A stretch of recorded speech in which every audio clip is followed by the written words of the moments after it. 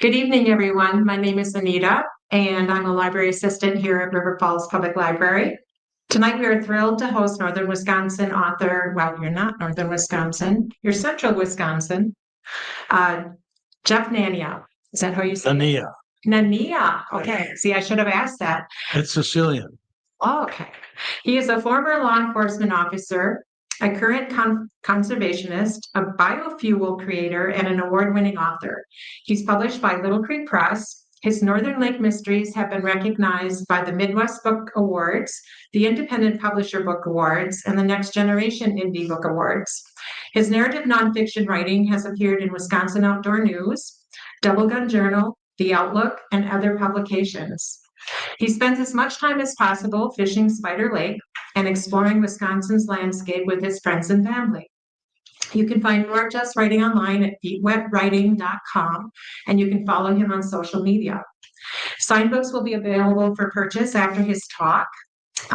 We have Shelley from Chapter 2 Books in Hudson will be asking him conversational questions, and then we'll get to other questions at the end, if that's okay. We were hoping book 5 would be out tonight, but it's not yet, but we can pre-order it tonight. He will be glad to sign it and have it mailed to you. That's right. We were so close when we set this up months ago.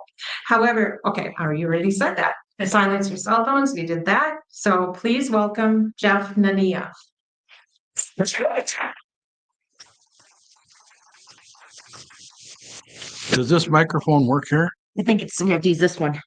What, use this one? Oh, let's sit back and forth. Okay. Yeah. All right. Are you ready?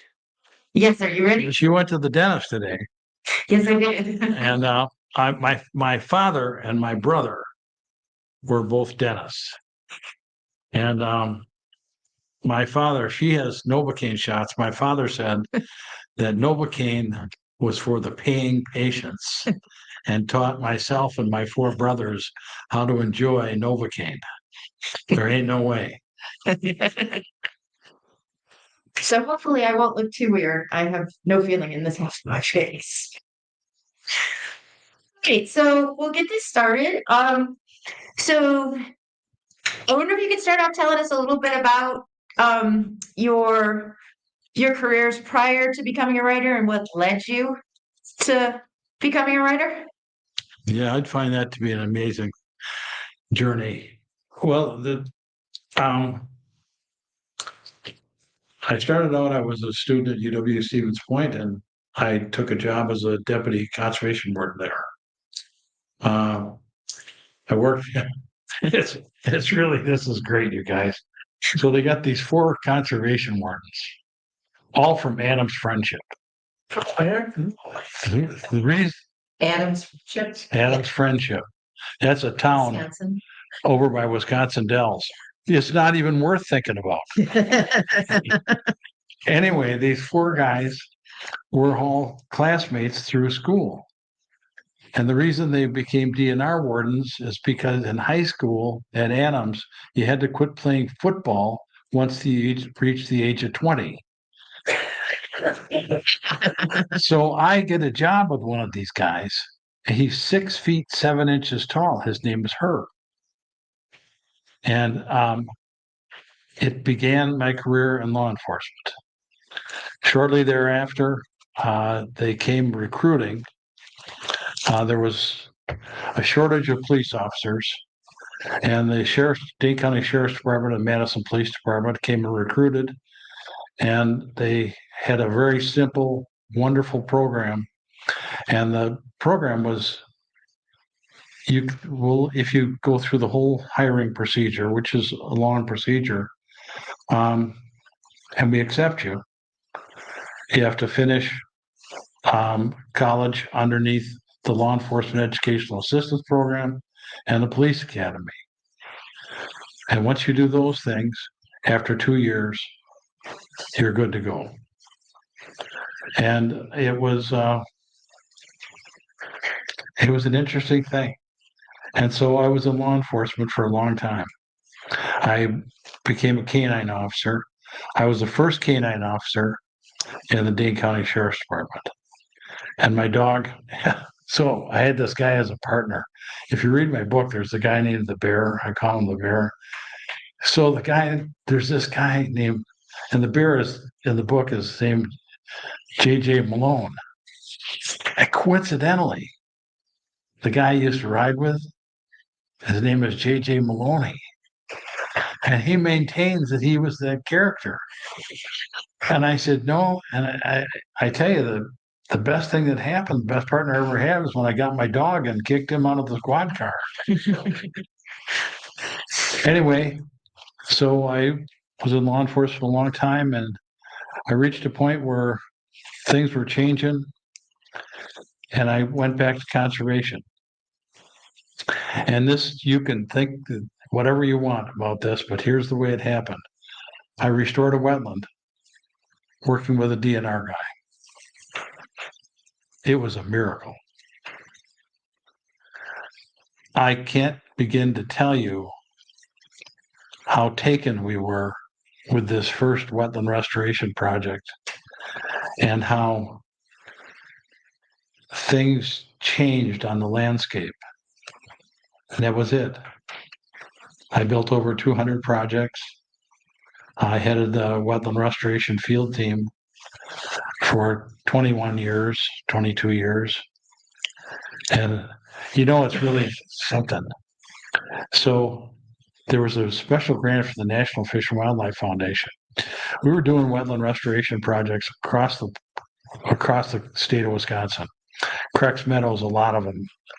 And so you're looking at this and trying to figure out why is it that shortly after we restore hydrology or water to the site that we get a lot of birds using it, a lot of bird usage. And 2 years later, there's none. You'd think if the wetland was done right, that it would probably attract more wetland dependent species. And we came up with a grant for the National Fish and Wildlife Foundation called the Ecosystem-Based Approach to Wetland Restoration. And now, if I've said that once, I've said it 1,000 times.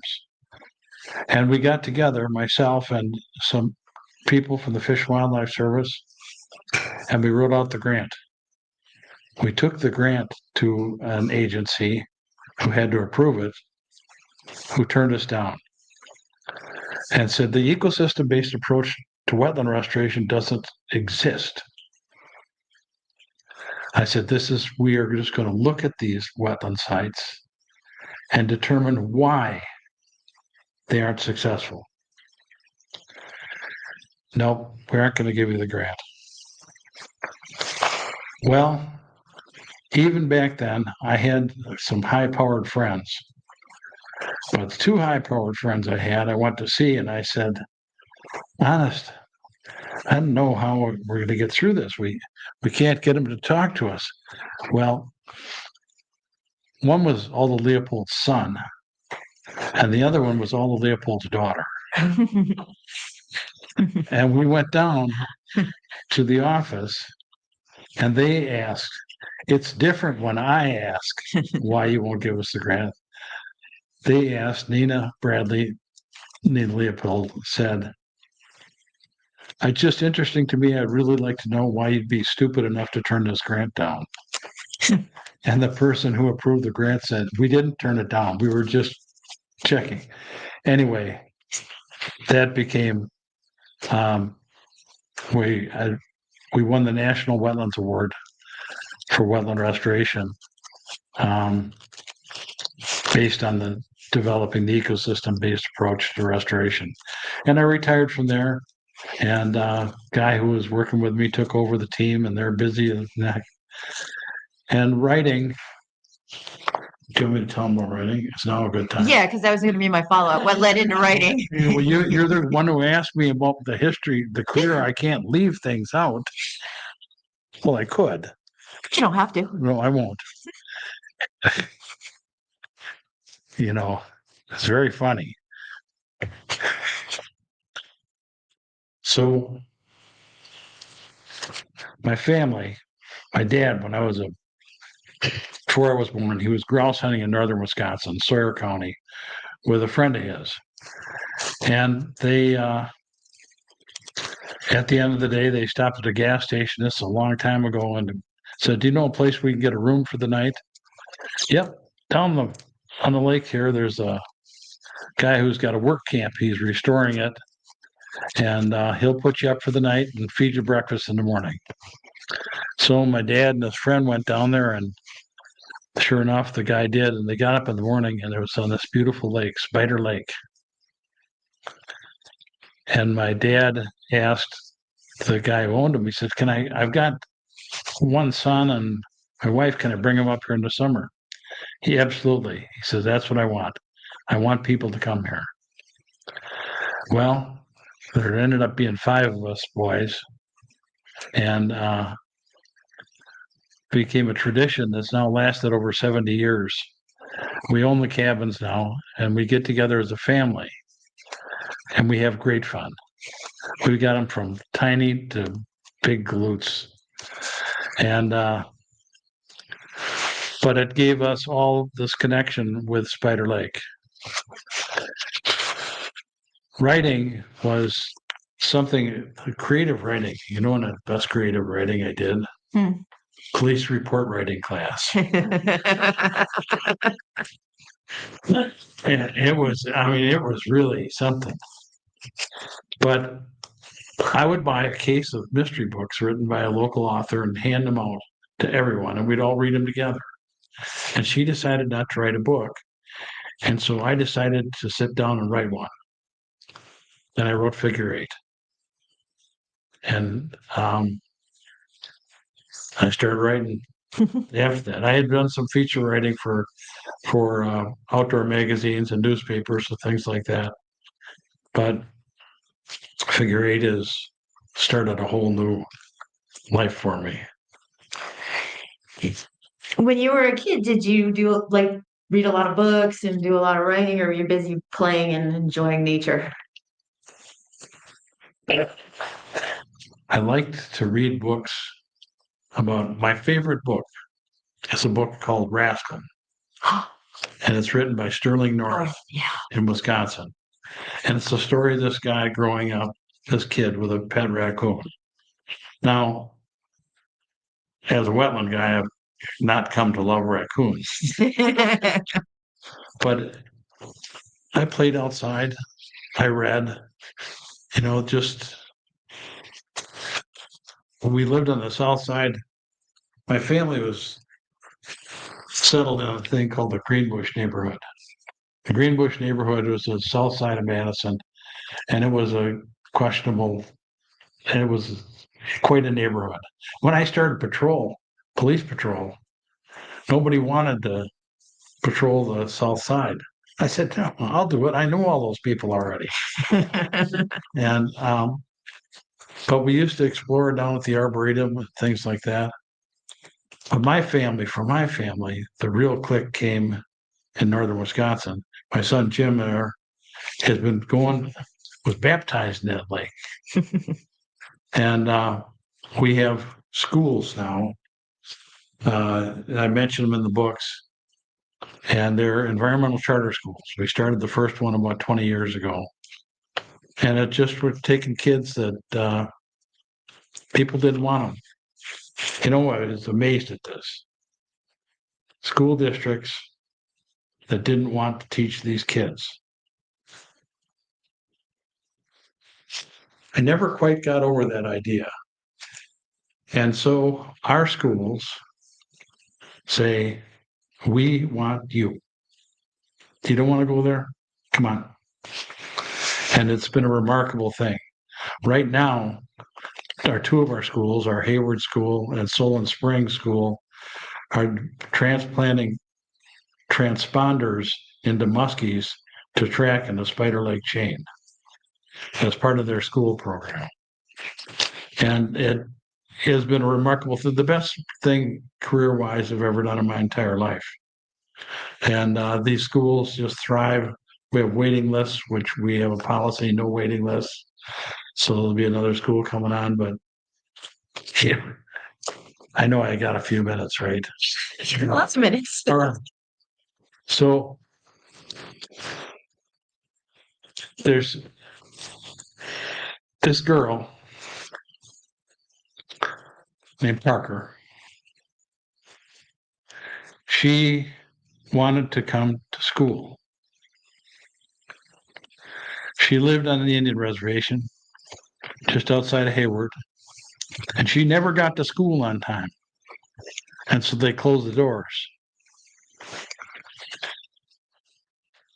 Well, it turned out that the truth of it was that she got up early in the morning to get her drug-addled mother ready for her job at Quick Trip. And she got her 8-year-old son, her 8-year-old brother, ready and take him to school. And by the time she got all done with that, they had her closed out of the school. Well, our teachers at Northern Waters School in Hayward, I said, get her, bring them over. Everybody's here. Well, guess what?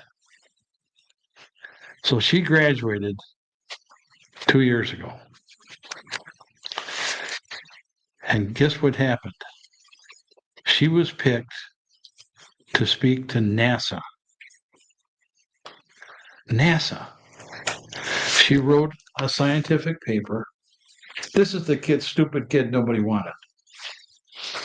She wrote a scientific paper that was accepted of all the kids in North America, in the United States, who wrote papers, she won.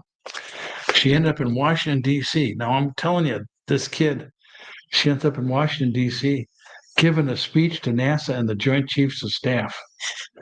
And I'm not kidding you. And then the Joint Chiefs of Staff realizes that it's her birthday. And all these people stand up and sing happy birthday to her in Washington, 400 people. That was the greatest success you can ever imagine in our schools. That and her speech was everything we have ever looked for. And so that's something that's been important. We have a lot of kids and a lot of schools, and we had to move our school. We have a girl who was the first student in our first charter school. So she was the lead teacher in Hayward. And then Hayward was waiting list. So she went up to start one in Solon Springs. So this woman comes to Hayward during the interviews for the lead teacher job, and she says, I'm your new lead teacher. And the guy named Mike, who was the soup district administrator, we have more say-so over who we hire. And I said, why is that? She goes, I'm just the perfect choice for you. She says, I was working at Northland College and hired her on the spot. Guess what? She failed to mention during her interview that she is a 2-time world champion lumberjack. And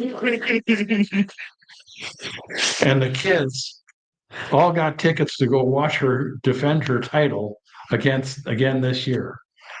And it's the kind of integrated education we want.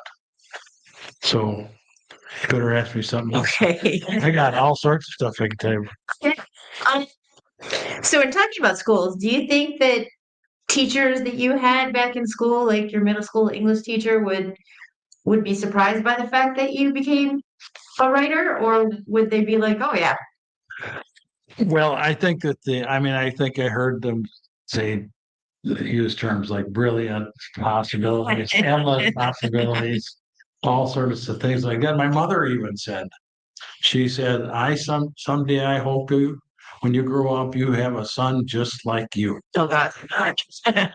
And so, no, as a matter of fact, my English teacher, a state senator, who was a senator for a long time in Wisconsin, and I sat next to each other in this English class. And the English teacher in there was absolutely positively certain that we would not amount to anything. And it's remarkable, but you're seeing a change. We're seeing a change in this individualized education. And I wonder oftentimes, I mean, South Madison, you don't expect the teachers to be exactly soft. And I wonder what would have happened. What if we'd have chosen to do that? A lot of school districts are doing it now, and they're finding a way for the individual kid. I mean, so Parker hit a home run, but there's all sorts of kids that are hitting home runs. And so Cool. So let's talk a little bit about your process, because every time I get to talk to an author, I know there's a lot of people who write themselves or are kind of interested in, do you get up really early in the morning? What inspires you? Do you keep notes? Do you have ideas, or do you just start writing and hope something comes?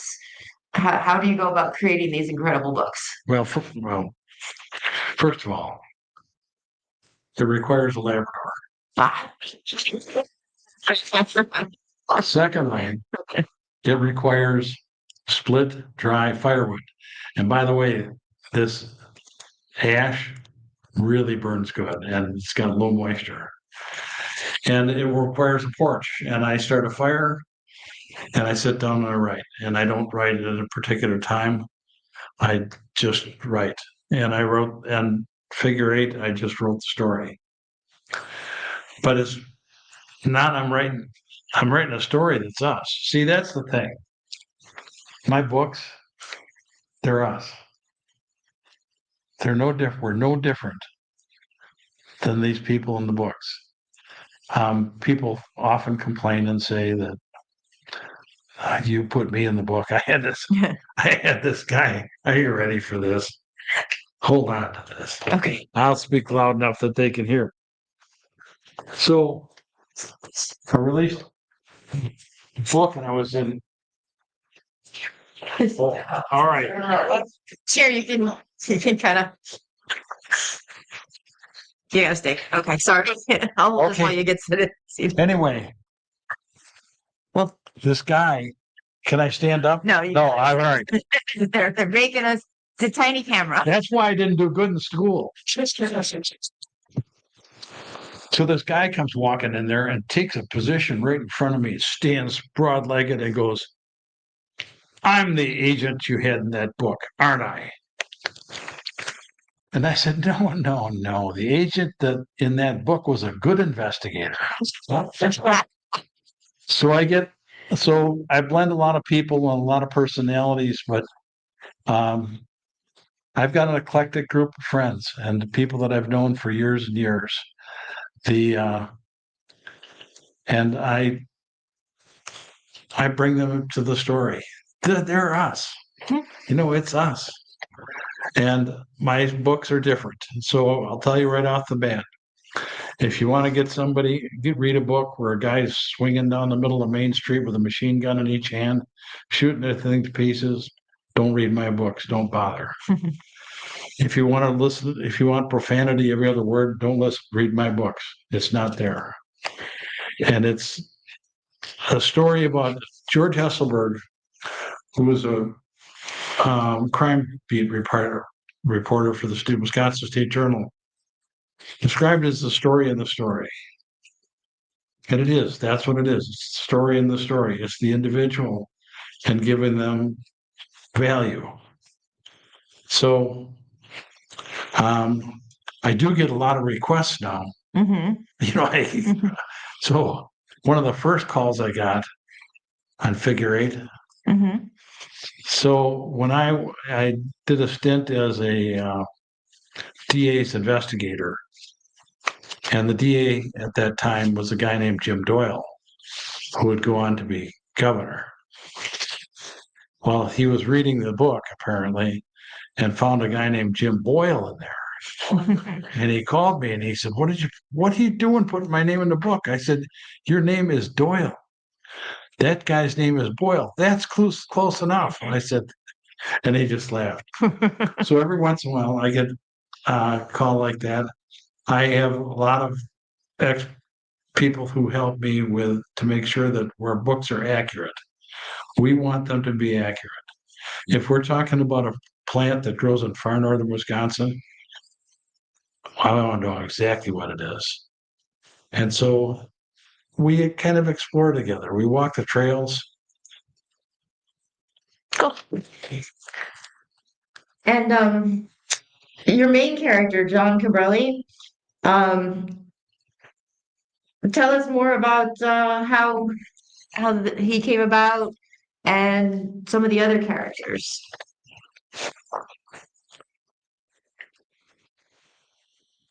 I just made him up, Okay. but I made him up as part of the real life. And so he's a police officer. You know, sometimes things happen. You know, I was talking at a book talk, and somebody brought up a question about something that happened in figure eight. And I asked a question. So this is me. This really happened to me. So a woman calls up. It's 2:00 in the morning, and she says somebody is breaking into her house. She's there alone, and they've broken the glass on the front door. Now it's a series of townhouses. So me and other officers respond quietly, and I don't know this person at all. I know she called the police, and that police officer shows up, can be somebody's father, somebody's aunt, somebody's uncle. We all come, we all show up. Well, I got there first, and in the doorway was a guy standing there with a hood on, trying to reach inside and open the door. Now, it's dark. I can't see him. Who is he? What is he? If he's a felon that's trying to hide, that's being chased, trying to hide, that's one thing. So I approach him and I tell him, let me see your hands. And he spins around and points something at me. What do you do? You shoot. The good news is, just at the split second, I realized it was a beer bottle. He wasn't breaking into his house. He was breaking into his neighbor's house. His parents had been gone for the weekend, and he'd had too much beer to drink. And he thought he'd locked himself out. So he broke the window in the wrong house. Had much time. And we don't belabor it, but we talk about PTSD and the reality of that and all the things that come along with it. And so you get to go in the story. We're going into this story together. By the way, all of my books start with the cover. That's where the mystery begins in each book. And we're finding our way. Boy, that kid was a lucky kid, I'm telling you. I was actually going to ask, was he just some drunk trying to get in the wrong house? That happens a lot. I'm going to tell you, because I had so much adrenaline going. I grabbed him by the front of his sweatshirt and lifted him off the down and threw him in the back of the squad car. And he said, "Am I under arrest?" I said, "Shut up." And stupid kid. Knowing that you mentioned Sterling Norris Rascal. Yeah. By the way, one of my favorite books as a kid was called My Wolf, My Friend, and it took place in northern Minnesota. and I always wanted to come here when I was a kid because I wanted to live somewhere where there were wolves. There's plenty of them in northern Wisconsin right now. And you could make a living writing stories about them. I don't have much comment on that. We balancing the idea, just from the wetland perspective and all this, we need to strike a balance between our natural resources and our citizens. And we really need to do that. We have the opportunity to do it all the time. And sometimes we choose not to because it's difficult. And I deal with that in my books. The whole idea of placement, about how something changes something else. If you just move a rock in a stream, does it mean anything? Sure, it does. Maybe not to you. And so part of what I'm interested in talking about with people is what we should do.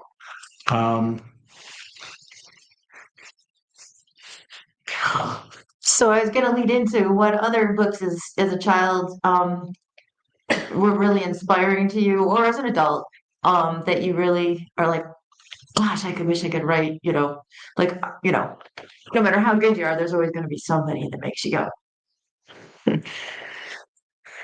I read all sorts of books, fiction, nonfiction. I just, the whole thing with the Sand County Almanac written by Leopold. Oh, you know what? I got to tell you about a book now that you brought it up. Okay. This will take me a second.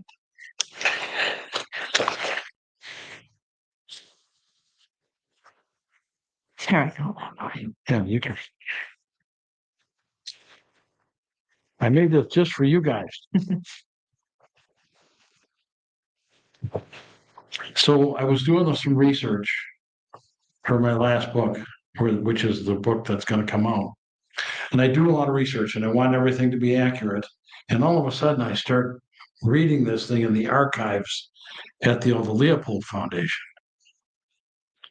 And I was reading things that were written a generation before about conservation, the role of hunters, anglers, and trappers in conservation, the role of people who don't hunt, fish, or trap, all those sorts of things. And at the end of World War II, there was a huge controversy going on about conservation. What are we going to do with the land? I mean, we were going to improve this land. We were going to grow crops with the Food Security Act. But we first had to value the land. And so I look in this book. It's the history of the white-tailed deer of Wisconsin. It's a pamphlet. And I'm just paging through it.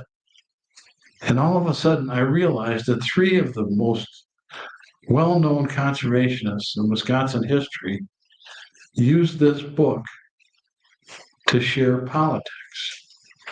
It was to be a scientific publication about white-tailed deer. But Ernie Swift, who went on to be the head of the conservation department before we had a DNR, wrote in this book, dedicated to those rugged citizens who down through the years had the courage to fight for the preservation of our natural resources. 22 words that meant a lot. But G.A.R. was not to be outdone. He also wrote this pamphlet, and he said, first, teach a child the value of work, not regimented play. Teach him that a sunset over a verdant countryside has more intrinsic value than the most costly painting.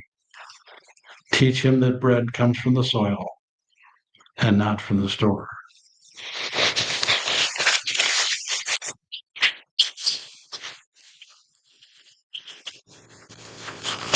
Always stick together. Well, these pages stuck together.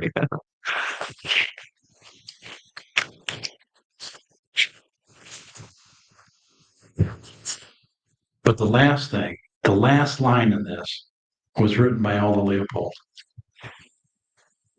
And the last line said, democracy is the safest in the hands of a people who love and conserve their outdoors.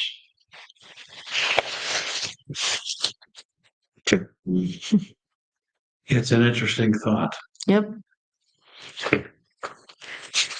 And what do you enjoy most about being an author? And what do you hope when you're writing the books that your readers get out of them? Number one, I have a friend who's a writer, New York Times bestseller list twice. He gave me a lot of tips. He said, number one, you're only as good as your last book. And number two, if you write something, you better like it. Because if you don't like it, nobody else will either. And I actually like the characters in my book. Sometimes they make me laugh. Cool. And I think about all the different things and all the different places they go. And that's kind of the way it goes. Yeah. And what do you like about being an author? What's your favorite part about it? Well, I didn't even know I was one until recently. And I just started writing and I was surprised. If you'd have told me 5 years ago that somebody was going to buy one of my books, I'd have thought you were crazy. And honestly, my wife submitted this book, Figure Eight, in a spiral bound copy to a publisher. And the first publisher said, no, we aren't even interested. I said, okay. The next publisher she sent it to called us and said, this is something we can work with. And that's what happened. And I started, I celebrate joy. I celebrate community. I celebrate all those things in these books because those things are really important to me. Families together, doing those things, touching the outdoors, the whole concept of the outdoors and how do you communicate with it? Well, you start by touching it. You start by being part of it. And that's what they do. Yeah, I didn't realize I loved the outdoors so much until I was much older, even though I played outside all the time. But that was the 60s. They didn't let you in the house. But you at least had the introduction. Yes. You had the step in the right direction. When we were kids, we used to go down to this place on the university called the Arboretum and make bows out of saplings and shoot frogs. Probably not. I'm sorry, I didn't know it. I was just a little kid. You gotta forgive me.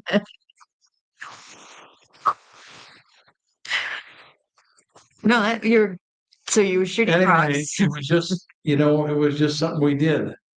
And we were engaged with the outdoors. We were walking in the water. We were having so much fun. And, I ask people, they ask me, ask them if they can do me a favor. When you come here, you don't have to. It's easy. But if you do me a favor and just take a kid outside, just take an hour or a day or a minute and take him outside and engage him. The outdoor adventure days is what started our charter schools. And the reason it started, I took a bunch of kids from the south side, hired a bus and took them down to a university property for them to walk the trail down there. These kids didn't get any time outdoors. And sure enough, I don't know where they got her, but the trail guide was just impossible. And she was, don't touch those plants, don't kick that stone. And by the time we got done with that tour, those kids couldn't wait to get back on the bus. And myself and Rhonda Krieger, who was a biologist, were Fish and Wildlife Service, now passed away, said, you know what? We could create a classroom where they could pick flowers. And that's what we started to do. When it began as outdoor adventure days. Ah, And and that's what led to your charter schools? yeah, Cool. and we had people, we raised money to pay for the buses and we'd let them loose, man. And your readers, what are you hoping that they are getting out of the experience? I want my readers to like this book. I want my readers to know that we're going to get places together. I don't weird. There's a scene in the book about Thanksgiving at a school gymnasium. And what a wonderful thing for the community. It's all about that. And as we create this situation, but that's what I want people to do. I want people to enjoy it. I want people to find their way through it. And I love it, by the way, when I get suggestions. And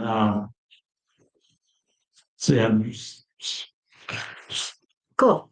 Did you want to read a little bit or maybe tell us a little bit about your new upcoming book? hold on, I gotta think about this. Sorry. I said bring it with one at a time. Yeah, well, I know. So the most recent book, which is not quite out, but is almost out. Actually, it just editors. You don't argue with them. But what happened is I got involved in research. As an investigator trained by the citizens of the state of Wisconsin, I thought I was putting it to good use. And I went from just having a little research like this to having a stack of research like this. And I realized that maybe all this that I was researching was not true. That will get you going. So I called a young lady, Amanda Schultz, at the State Historical Society, and I asked her if this story was true. And she said, no, it's not true. I said, oh, man. Oh, well. 5 minutes later, she called me back and she goes, nope, it's true. And so it almost ended up being two books. But it's different. It's just like every one of them is different. And this will take you places about northern Wisconsin. It'll also tell you where you could find, are you ready for this? $450 million in gold. It's buried there? I'm not telling you. If I knew where it was, I'd be driving around in a limousine. But it's an interesting story. And did you want to read a little bit from your book or no? Well, they already read it. They already read it? Okay. Do we want to open it up to questions? Does anybody have any questions? Yes. I'll ask one. With the fairly recent uh, coming out party for large language models and artificial intelligence and things like that, that can maybe help people with research. What do you think about that? And I'm just thinking, knowing you now for about 25 minutes, that wouldn't really be your way about going about it. So I work with a class at UW Eau Claire. They have Figure 8 as a tech book for their creative writing class. They asked me the same question. And we had a discussion. And you know what we can't take away? artificial intelligence can't stop you from walking in the prairie grass. It can't stop you from walking the trails. It can't stop you from embracing these things that keep us alive. No matter how, I mean, some of it is fascinatingly accurate, but it's up to us to decide. We're facing things from an environmental standpoint right now that are very difficult. We're going to have to make some decisions. Most of us already screwed it up. We did the best we could do, but we should have done better. The next generation is going to have a major job ahead of them. And hopefully, if you guys will take a kid outdoors, you could read them something that was, in artificial intelligence. I thought I could use some of that, but no place. And just like the saying, you want to take a child, make sure you know the child or him. Just grab one and say, you can be in the woods. Just for safety. Anybody else have a question? Yes. Do you have an idea in your head already, like the story arc for your main character? Like, how far out does that go? About 5 minutes. I tell you that I sit down and I write, and it's the truth. I mean, if somebody stopped on the porch and saw this Labrador stretched out by the fire and me writing, laughing, they would think the guy has lost his marbles. No, I really, it just is what it is. And every book has been the same. The last book I was just talking to you about got a little carried away with 400,000 words. And so I had to trim it down a little bit, but I have a great history book if I want to write it.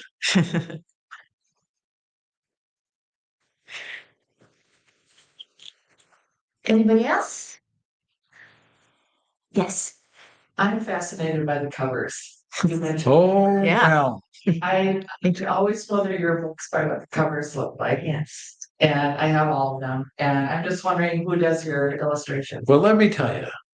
So his younger brother, when he graduated high school, he said, Dad, I've decided where I want to go to school. Oh, that's great. I want to go to art school. I'm thinking, art school. So immediately I have a picture of him on State Street drawing caricatures of people, them throwing $5 in the hat. Well, then he says, I also want to tell you the school I want to go to. Now, parents, listen to this one. I want to go to the school at the Institute of Art of Chicago. That is one of the most expensive art schools in North America.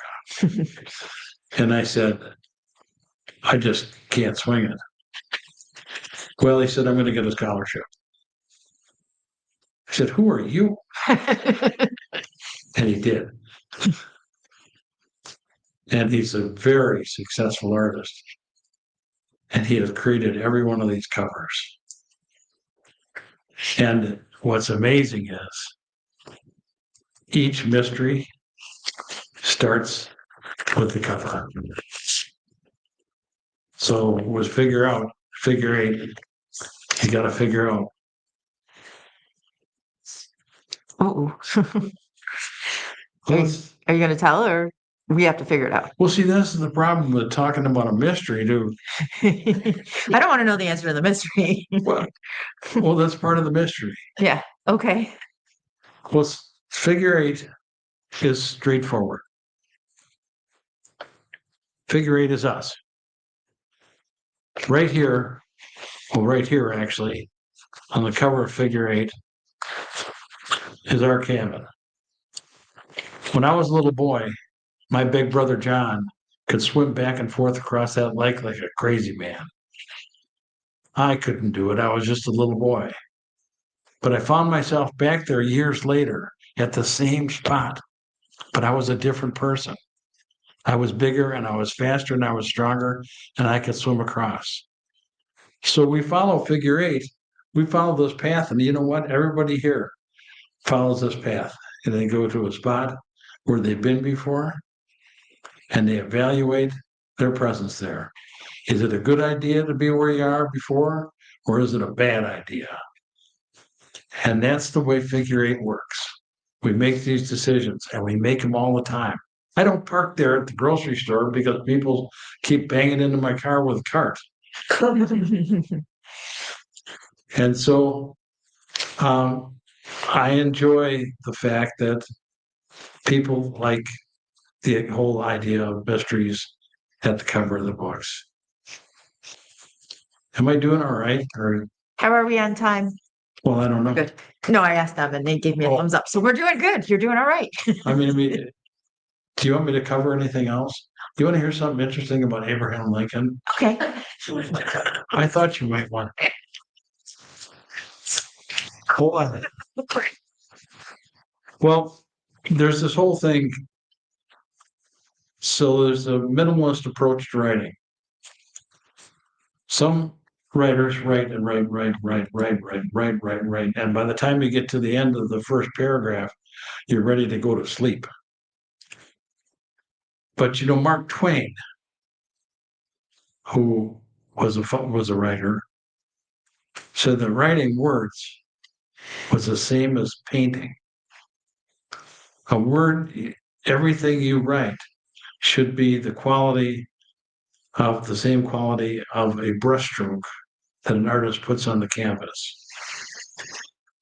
And I thought, and there's a lot of people who practice that, but the most famous one, hold on. I hope I brought it with me because I don't want to.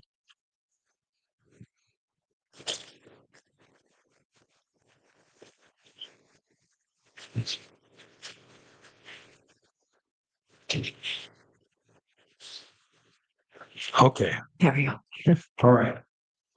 So think about this. Think about all the things in history that might have been going on November 19th in 1863.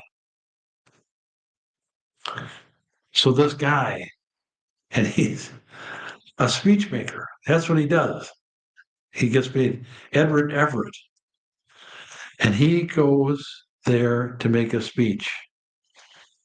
16,000 people show up at the Soldiers National Cemetery. He speaks for 2 hours. This other guy steps up to the podium and turns his back on the crowd and looks out at 3,500 monuments for dead soldiers. And he speaks 163 words. Guess what that became? Fourscore. Hmm? Fourscore. Was that his speech? Well, The Fourscore speech? Fourscore and 7 years ago? the Gettysburg Address. Anybody ever read anything that Edward Everett ever wrote? No. Can you imagine sitting there sweating for 2 hours? And that's one of the things I love about writing, because if you really pay attention, you can tell a good story. And I think about what you're thinking about when you read it.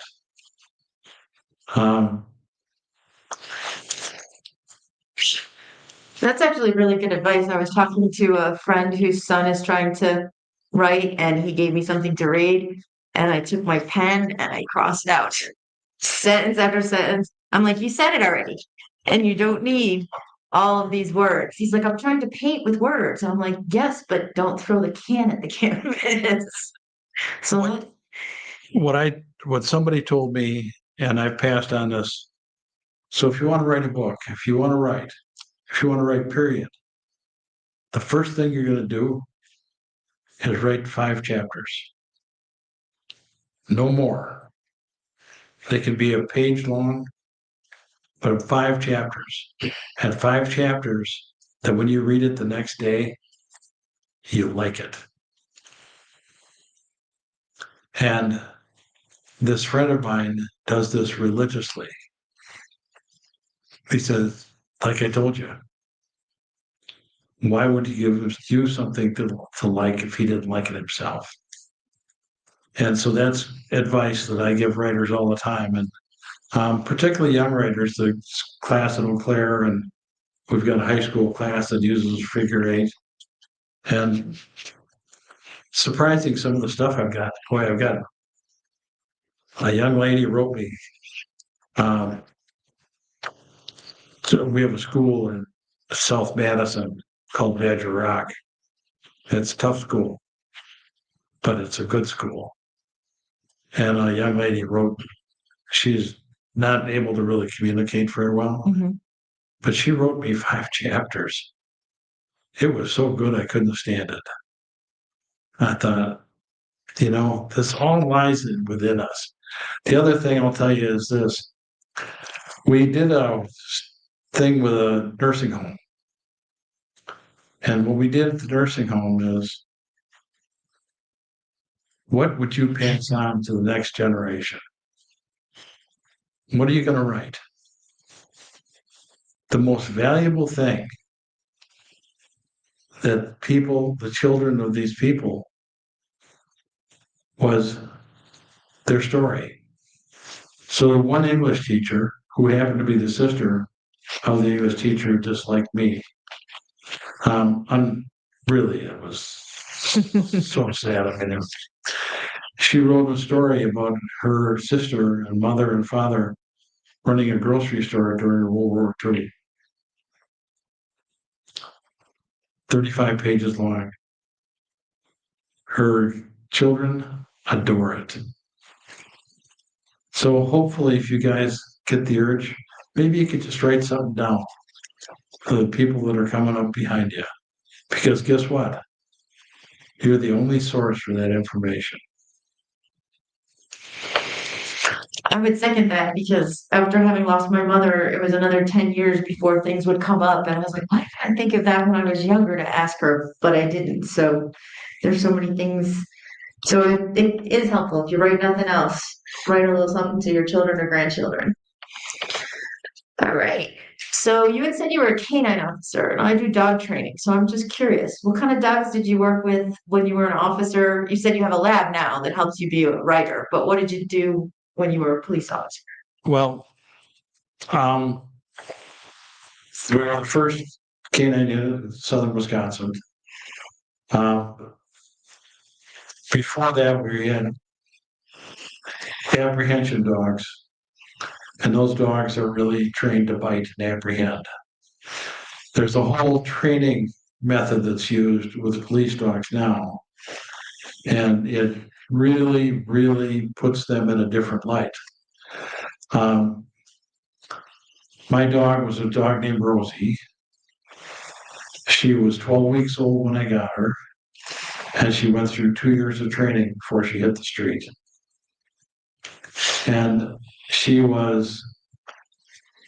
could be just crabby. But she could also be gentle. I'd take her to schools.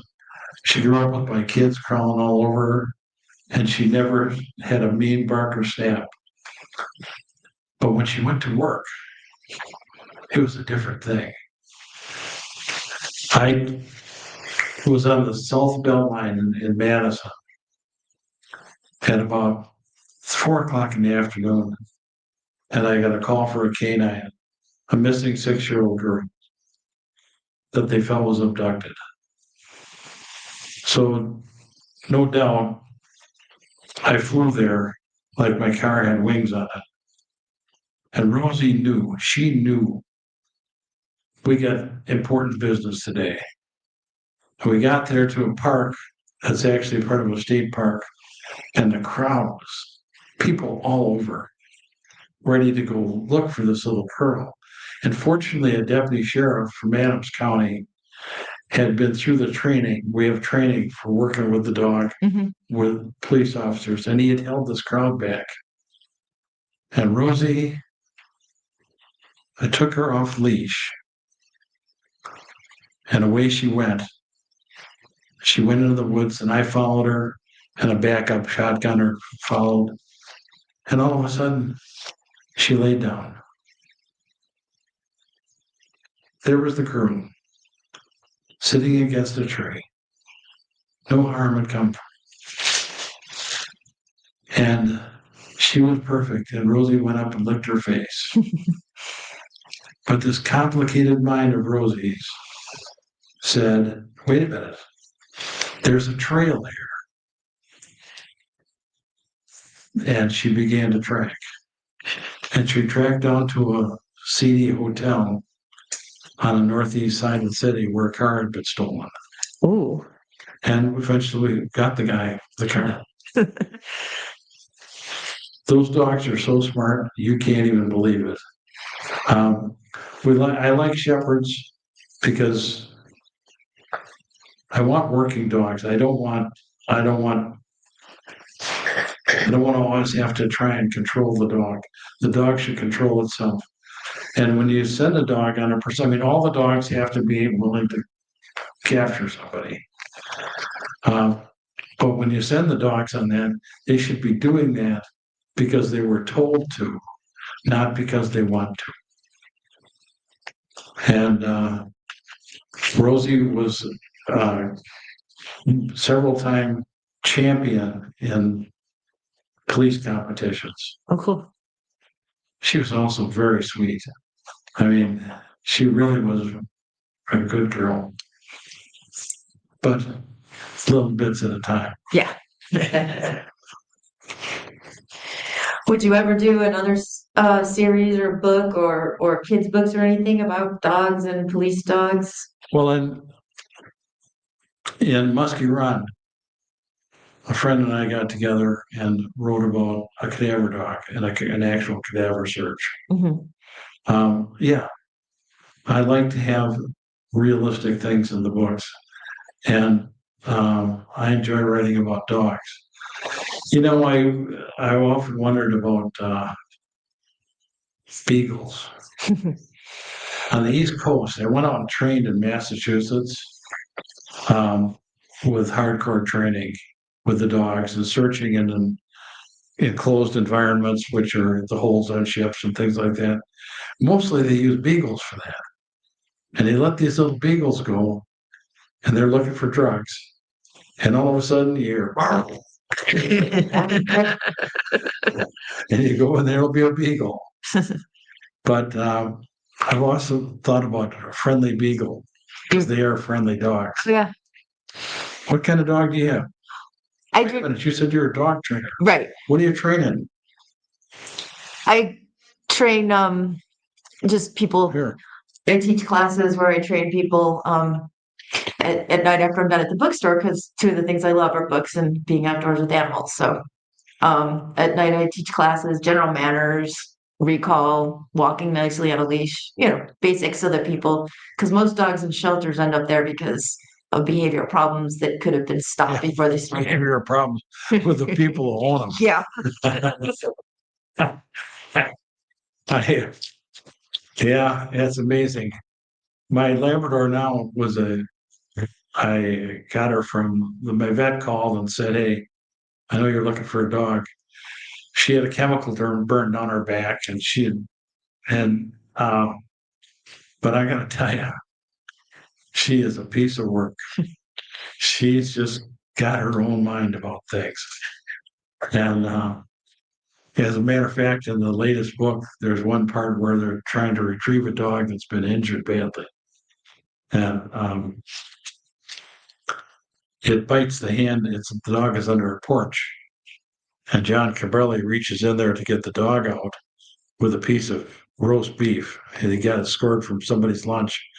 And the dog bites him. The first response of the dog that's badly injured is their teeth. Mhm. And takes a chunk of his hand out and swallows it. And that really happened. Oh, wow. Well, I gotta eat sometime. Yeah. So how are we doing? Any other questions from the audience? Yeah. A question and a comment. So I'm a mystery thriller reader, and the bookstore in town here had recommended your book simply because I like going up north. We have a camper in Hayward, and they thought that it was a good combination. My question is that I recognized the towns that you use, such as Madison, and then you mentioned Eau Claire, but the main town that you write about seems to resemble very closely to Hayward. You think so too? See, I've heard that. Hayward, so I thought that kind of curious. Actually, that was the mayor of Hayward suggested that I take that approach. And it truly was worked out just fine. Namakagon County and Muskie Falls. And people figure out pretty quick that it might be Hayward. But people ask me and I tell them, I'm telling you, I'm a fiction writer. This is a fiction. Street and the fish just kind of, you know, Pardon? She said the one-way street and the fish kind of made it. See, I was too obvious. I should have left more clues. And more difficult. And there's funny things. There's a lot of people from Hayward that I know, and I'm obviously very involved in that community. And people around who just, I've got in a mystery book. I've got my students putting transponders in muskies, and there's doing all sorts of things. The former mayor of Hayward, whose brother is now the director of transportation for the feds, thought maybe people would take it wrong. And I've actually found that a little bit. So I don't want to insult anybody. And if I've got to insult someone, it'll be a bad guy. The other thing is, I want to tell you guys something. When you read my books, the good guys always win. As it should be. Questions? I have a comment. Jim Brandenburg, the natural photographer. Yeah. And you were talking about the 5 chapters. And it reminded me of his 90 days when he went out and took only one photograph, and he took one every day for 90 days. And it's sort of like, This is amazing that you mentioned that. Mike Sweet is a retired biologist from the Fish and Wildlife Service. He retired 5 years ago and has been traveling across the country with a trailer, taking one picture a day.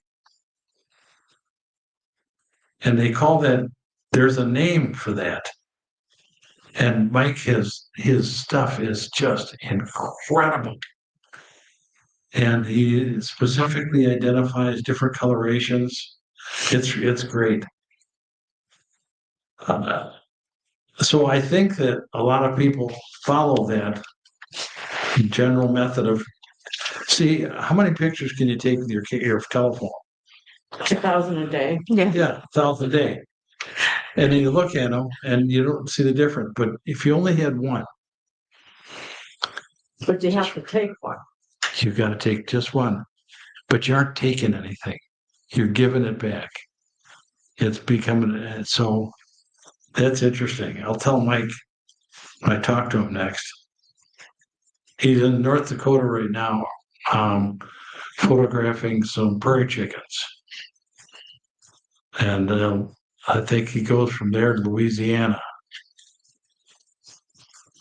He's retired. He's single. He gets to go wherever he wants. That's the life. All right. Well, thank you guys. Here's I'm just gonna do this because I'm in this green belt. Okay. Thank you so much, Jeff, for being here, and Son for stopping by too. Thank you all for coming. Thank you to Shelley and Petra from Chapter 2 being here tonight. And please support his work. They have books over there for sale. So anything else? And you're supporting a local bookstore. Yes. Yes. Thank you, everybody. Thank you. Huge.